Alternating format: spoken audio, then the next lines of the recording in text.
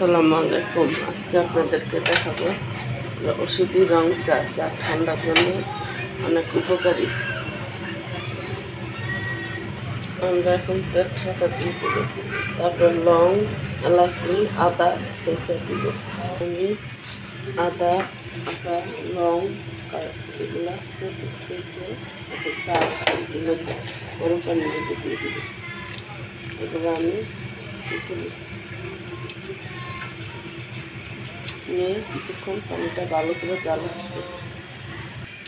আমি এখন পাতি দিয়ে দিব, আর চিনিটা যে যেরকম চিনি খায় ওরা আলাদা নিয়ে নিব, সেরকম করে চিনি।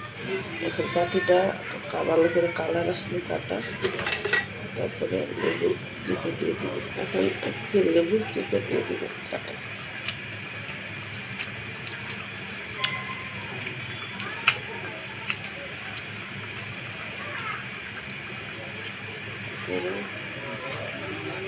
তারপরে চাটা নামিয়ে ফেলবো।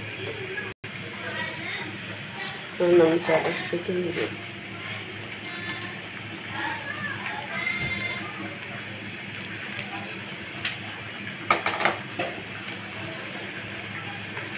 সেঁকে এখন আমি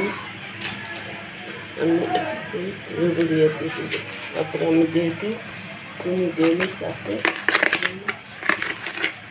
আলাদা পরিমাণ মতো চিনি দিয়ে দিব।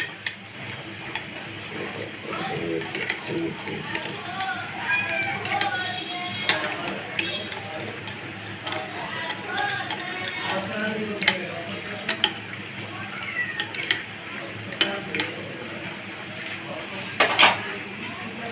ঠান্ডা বা কাশি এভাবে চা বানিয়ে খেলে আমাদের গলা ব্যথা, শরীর ব্যথা সব করে দেবে।